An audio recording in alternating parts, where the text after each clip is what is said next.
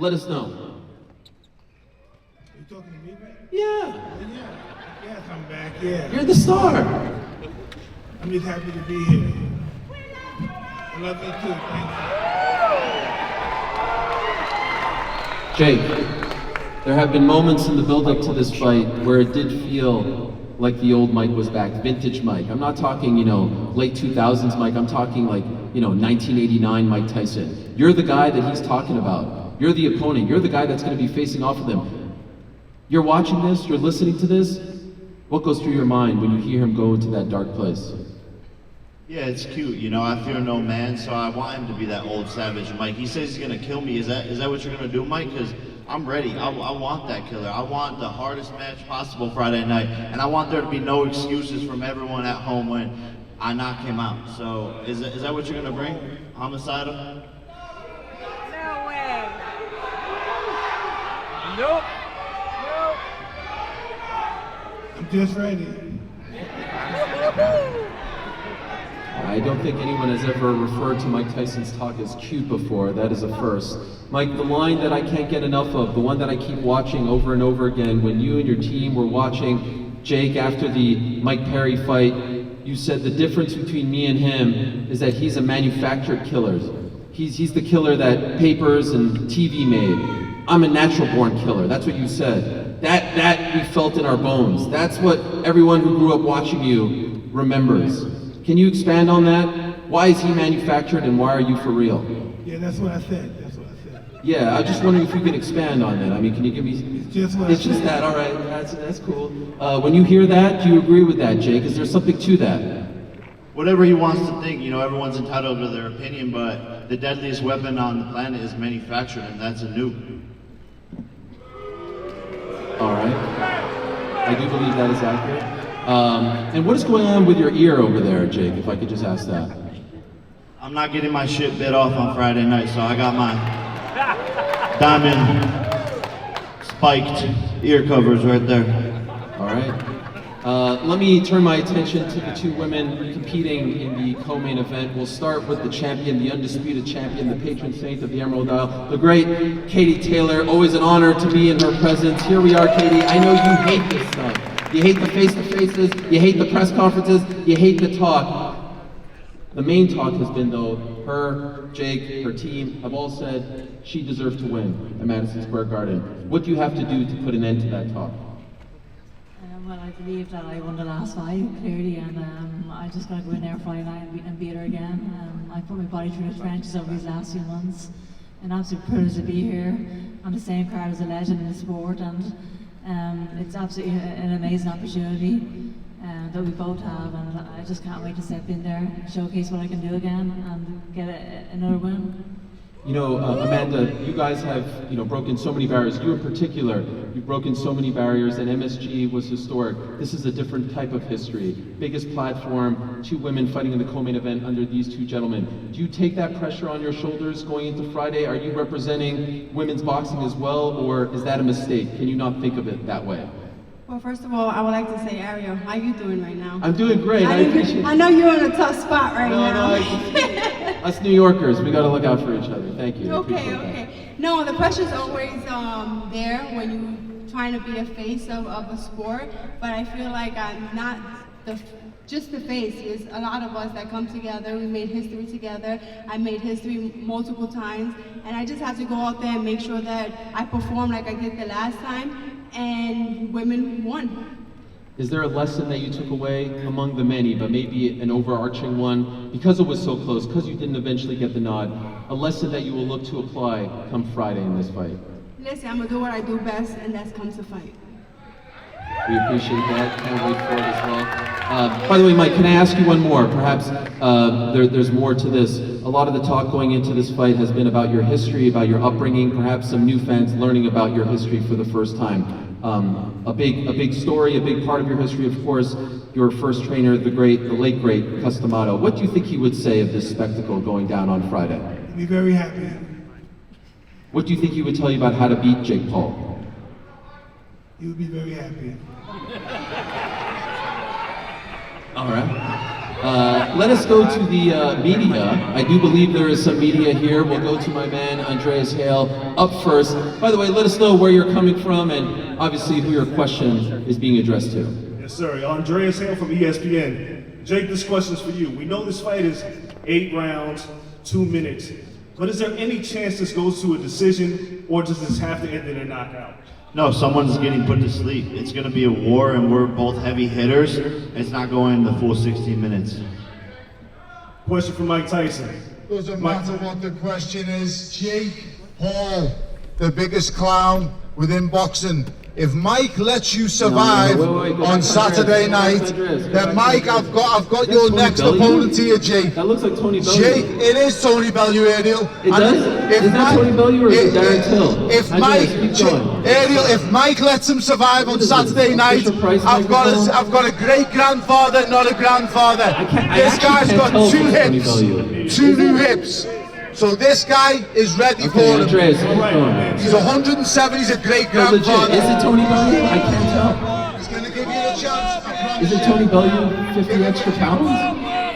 He's going to give you a chance. All right. Andreas, go ahead. Yes, sir. A chance. Come on, Jake. Andreas, go ahead. Mike Tyson. Mike, this question's for you. Given everything that you've gone through in your life and your career, you're coming back to the ring at the age of 58. How big would this be for your life to pull off this epic comeback and beat Jake Paul on Friday night? Take it that way.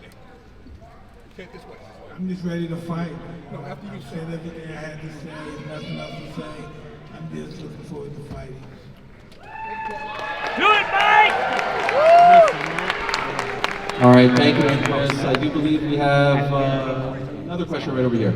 Hey guys, Joey Hayden, Dallas Morning News. My question is for Mike. Mike, when you look around at the stage around multiple title fights, one of the most anticipated women's fights in history behind you, there's a lot of people that say this fight between you and Jake isn't to the level of professional boxing or what most people perceive as professional boxing. Who better to ask than Mike Tyson, how does this fight line up for you? How does it feel? Well, people speak for itself.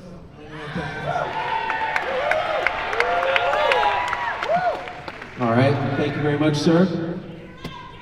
Biggest live gate in U.S. boxing history outside of Las Vegas. Numbers don't lie. So people want to see this, and that's an amazing accomplishment. Credit to Katie Taylor and Amanda Serrano and Mike and everyone on the card as well. Niraj, Mario Barrios, Winderson, everybody, Bruce Aaron, literally everyone, Lucas, everyone. So we all did this together, and this is a statement that we had the biggest live gate outside of Vegas in U.S. boxing history.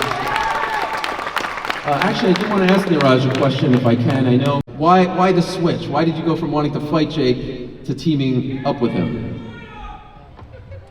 So, Winderson Lunas, and after that, Jake Paul, before this KSI, I'm here for my country, I'm here for my country younger boxer. I want to tell them nothing is impossible. When I start boxing 18 years back, so I had a dream to sharing stage with Mike Tyson, and I'm here today. So these all are in my way. He's also in my way. Oh wow, okay. So I guess he's, you still have him in your crosshairs. You still want to fight him. Yeah. Okay. All right. Yeah, I'm gonna go. We're on the same team, and I respect him and all that. But I'm gonna go to India and beat his ass for sure. Okay. Well, for Winderson, if I can ask, you'll be fighting Niraj. Are you impressed with what he's done? He talks a big game. Look at the schedule that he just laid out, and I know you're a little newer to the fight game. Are you impressed with your opponent, Niraj Goyad? And I do believe your interpreter is here as well.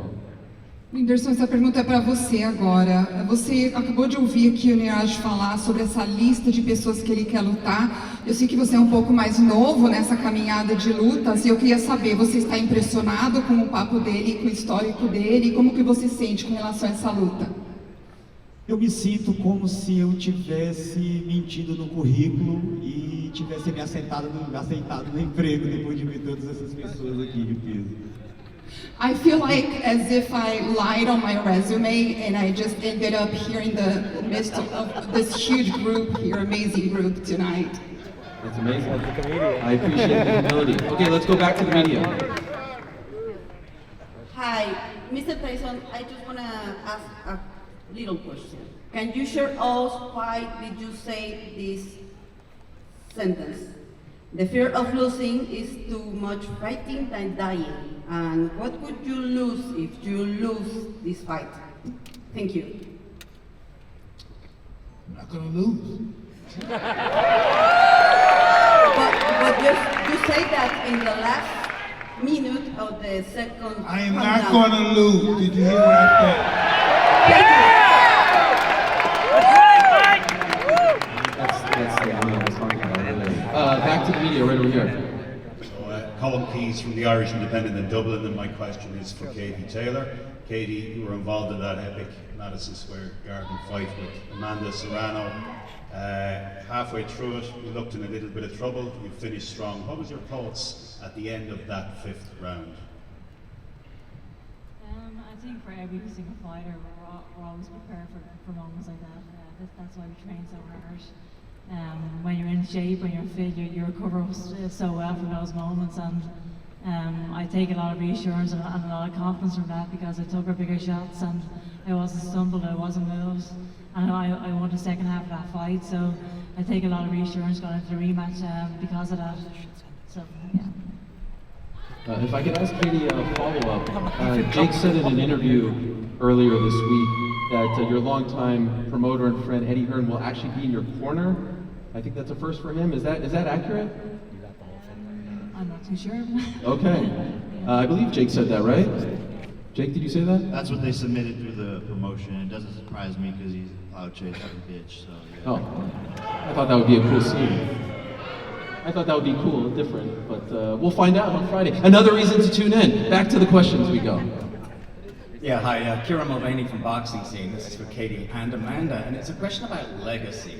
You know, I would not be surprised to find 10 years from now female champions talking about wanting to, being inspired to take up the sport by watching what you two did at Madison Square Garden 2 years ago.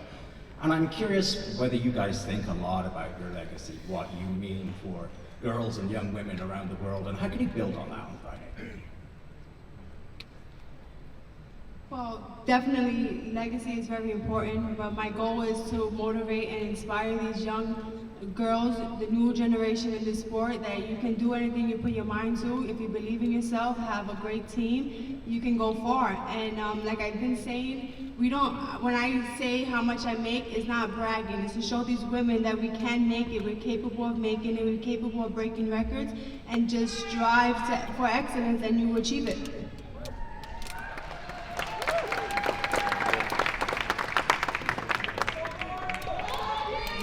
I think for me that's the greatest part about this journey as well, is just being able to inspire and impact the next generation of female fighters. And when I started boxing as a 9 or 10-year-old, there's no female fighter at all that I knew in the boxing gyms in Ireland, but every single boxing gym I walk into now at home is packed with female fighters, and that to me is that's what legacy is all about, really. And I think what me and Amanda have done over these last few years, inspiring that generation of young fighters, is the best thing we could leave behind in this sport. It's an absolute privilege. I'm dying to ask Shushu a question. Shushu, you're one of the top rising stars in the sport, and I'm going to put you on the spot here. I hope you don't mind. You were on a top-ranked card. I believe you were at the theater attached to Madison Square Garden, and you cut a promo in honor of this man who also hails from Brownsville. One of the most infamous Mike Tyson promos. You got it for us? It was incredible. You freaking nailed it on that night, and I think that's what led to him calling you and telling you how much he appreciated that. Spit some bars for us. I'm the best ever. There's never been anybody as ruthless. I'm Sonny Liston, I'm Jack Dempsey. There's nobody like me from Nairclaw. There's no one that can match me. My style is impetuous. My defense is impregnable. And I'm just ferocious. I want your heart. I want you as children. Praise be to God. Yeah, well done. Well done. Mike, can I ask, when you heard that from another young man from Brooklyn, what did that mean? Yes, he was very, very eloquent, but that day I was off my meds. What's it mean to you, Shushu, to be on a card with a legend like Mike Tyson, who comes from the same part of the world as you? Man, it means the world to me. It's honestly something that I would have never thought about. You know, around the time I started boxing, he was already retired, not even thinking about him coming back around and doing this here. And this is honestly just a dream come true. I want to give a big thanks to Mike Tyson for being able to have me on his card, MVP, everybody else, you know, part of this whole situation. And I'm just ready to put on the show, man. I'm ready to put on a show and show everybody what the Shoo Shoo Show has to deliver. I love it. Looking forward to it very much. I do have to ask a question before we get back to the media to Lucas Body.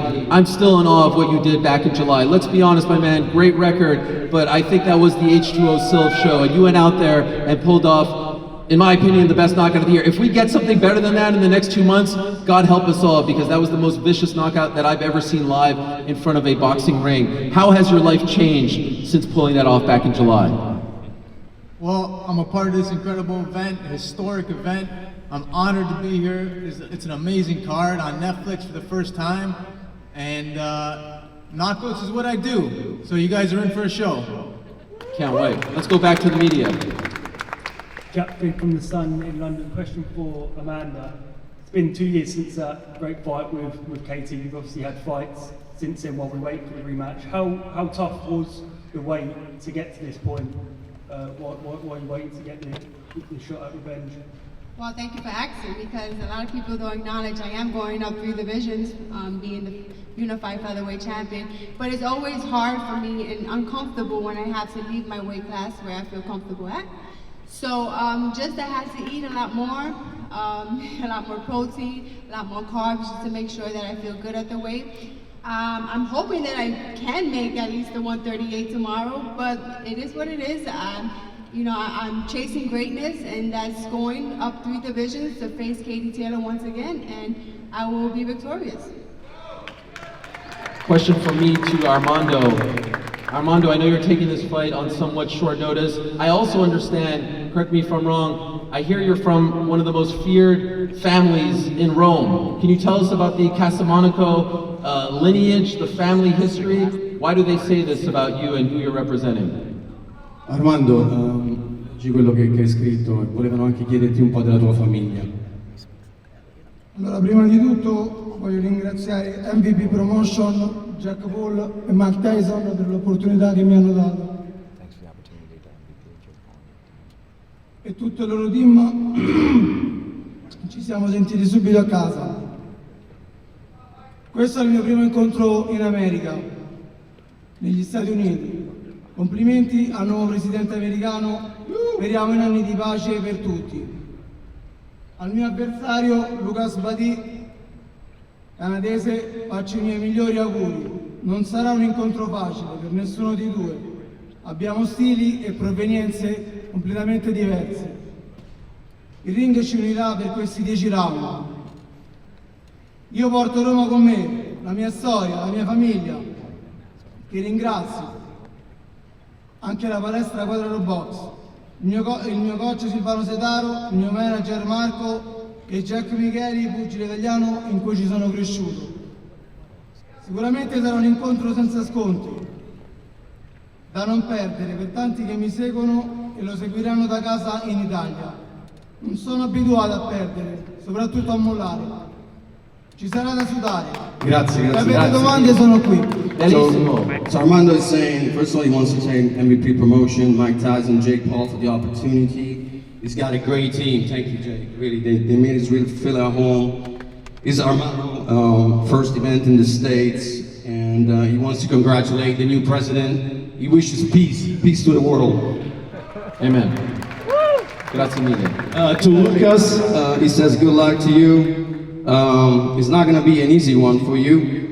You know, we come from different worlds, different families, different, you know, the way that we've been brought up. But you say you're going to be united for those 10 rounds. You're going to share a moment you're never going to forget.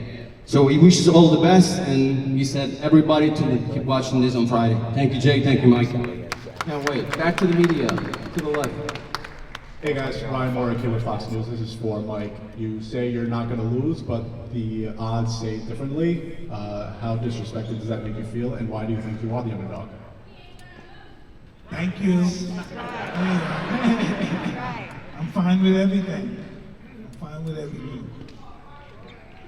Appreciate it, my friend. On this side. Hi there. My name's Joe Barlow. I work with the Chive, and this is a question for Mike and Jake. We've really appreciated your shit talking of each other, but we thought there was enough negativity in the world, so we were curious if you had something nice to say about one another.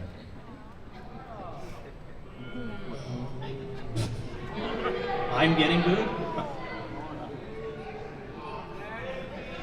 Anything come to mind, Jake? Well, I think he's gonna look good in the picture when he's on the canvas and I'm standing over him.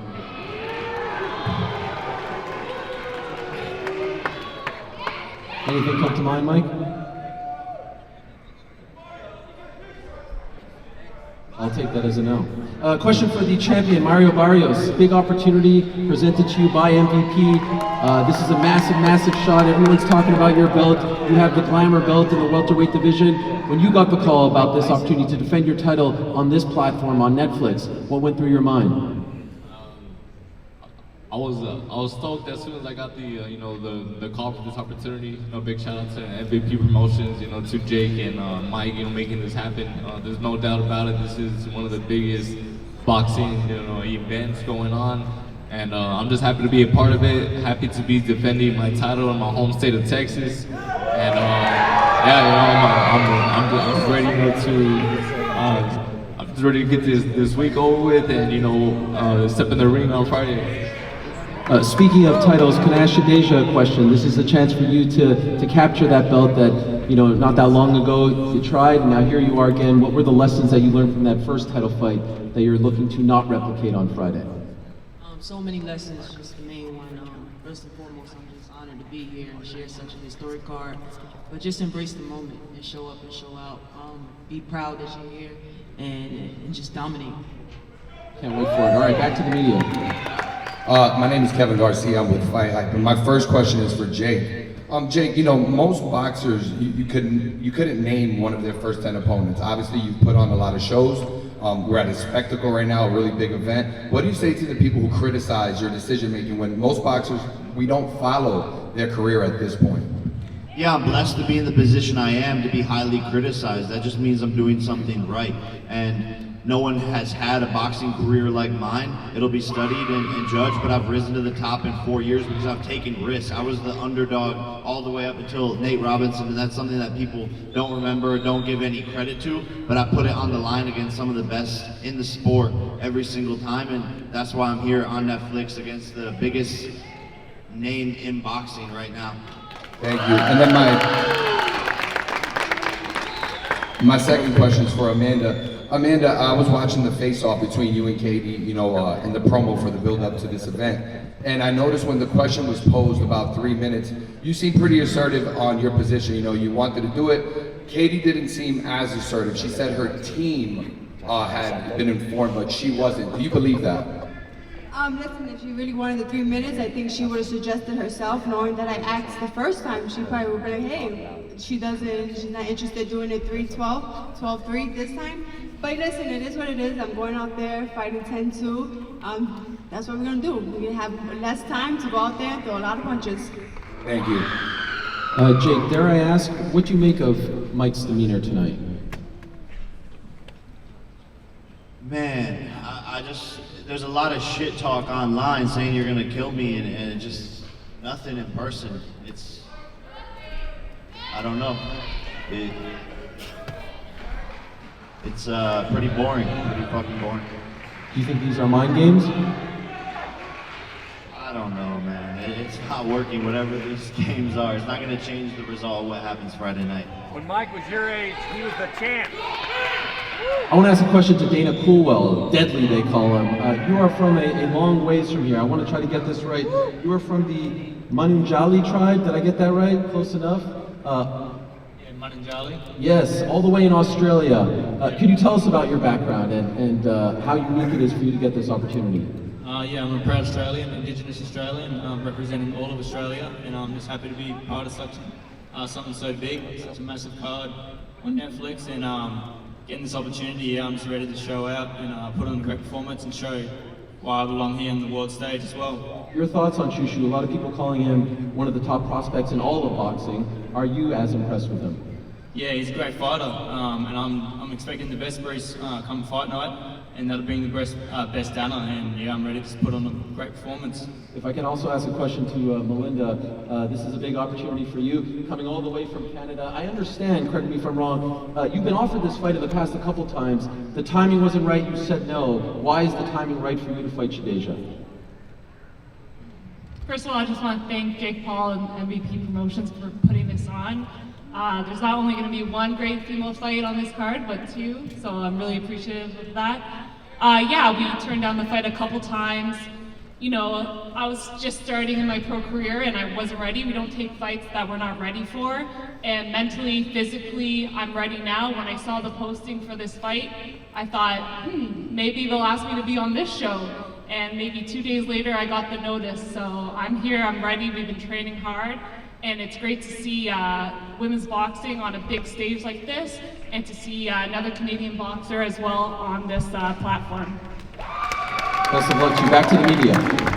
Yes, this is Jacob Dettemore with the Ticket in Dallas. This question is for Jake. Jake, you were just talking about your career and how it's grown, and you've said in the past that you want to be taken seriously as a boxer. So, if that is your goal, when can we expect you to start fighting legitimate contending fighters in your given weight class? I think you're the same dumbass from the other. I am that same dumbass question. And you didn't answer and the you're, question. and you're sitting here disrespecting Mike Tyson to his face once again. I asked you a Do you not think that he's a serious boxer? He walks away. All right, back to the media over here. Bruce Beltran, Hostile Highlights. This is for Mike. Mike, do you see yourself fighting again after this fight? And if you could pick someone to fight Jake next, who would you pick? I'm just interested in this fight right here. And who would you pick to fight Jake next if you could? I'm not talking about fighting anybody, only Jake. Thank you.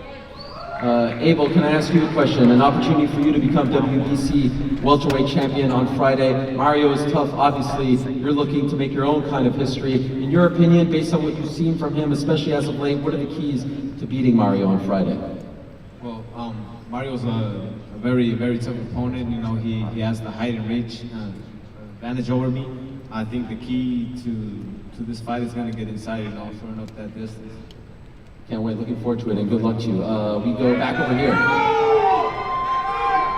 Hi, Łukasz Godlewski from Przegląd Sportowy Onet. I've got a question for Jake.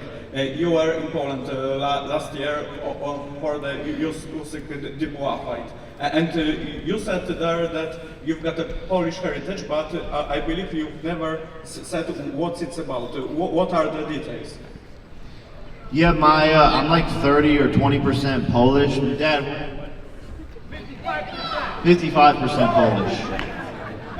Which is why I started a hot dog company or a franchisee in a hot dog company. So, shout out the Doghouse. But who is it? It's my dad's side, and it's like our great grandmothers that came over from Poland to the United States. So that's shout out to the Paul family. Thank you. All right, back over here. Media. Hey everybody, Chuck Whitmer from allhiphop.com.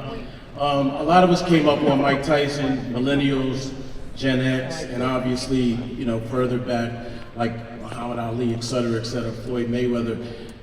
Jake, you've resonated with Gen Alpha and Gen Z. From a boxing perspective, from a legacy perspective, what do you feel like you're bringing to the sport and the future of boxing? Yeah, man, just excitement. Big fights, big knockouts. You know, a lot of fighters go in there and they have boring ass fights like Floyd Mayweather, and I've brought in up a lot of excitement to the sport, knocking people out at the biggest platforms possible, going against the biggest names, and making matchups that the fans want to see. Crossover MMA fights, things like that, fighting other massive names in the sport. So I'm going to continue to do the biggest fights, the biggest pay-per-views, the biggest streams across the board, and just continue to push myself. And I think people resonate with my content and just promotional ability. Thank you, my friend. Last one will be from me, and I'll try my best. Let's see if this works out. I just want to go down the line, from here to there, all the way down to there. Just give me a name, Jake or Mike. Prediction on Friday. We'll start with you, Shushu. No pressure. The baddest man on the planet. I am Mike Tyson. All right, that's 1-0. What about you, Lucas? Jake Paul. All right, 1-1. Shadeja. Jake Paul. All right, 2-1. Miraj. Mike Tyson. 2-2. Mario. Iron Mike. 3-2 for Mike. Amanda. Come on, Jake Paul. All right, 3-3. Katie. You can never bet against a legend like Tyson. 4-3 Mike. Abel. Tyson.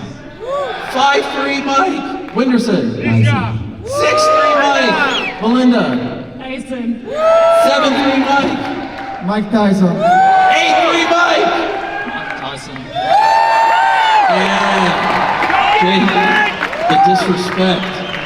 It's palpable. I love it, you know? Hey, when I see dumb people saying dumb predictions, I just feel bad for them. So at the end of the day, who wants to bet on it, huh? Does anyone want to bet on it? I'm shaking hands. So how much we want to bet on this? You said, Mike, how much you want to bet?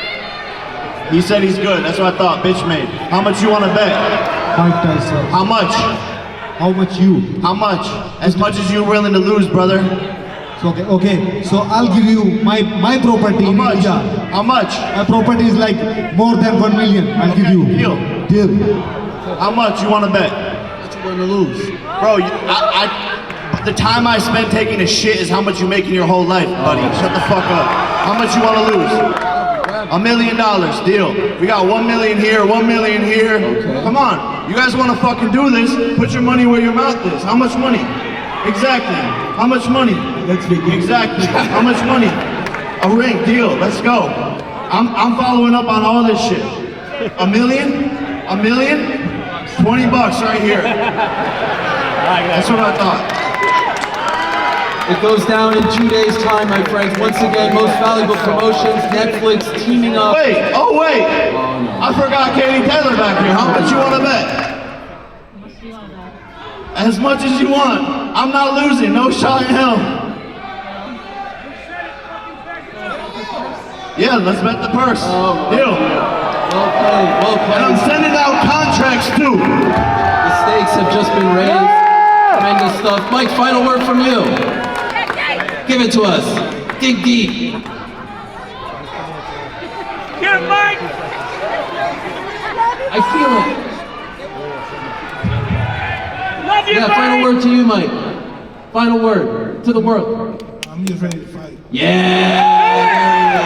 Iron Mike Tyson, everyone! We're gonna take a little break. We're gonna wrap this bad boy up. Nikisa Madarian's gonna square them all up. Don't go anywhere. Friday, November 15th, AT&T Stadium, 280 million subscribers around the world, the most watched combat sports event of all time. We'll see you in 2 days.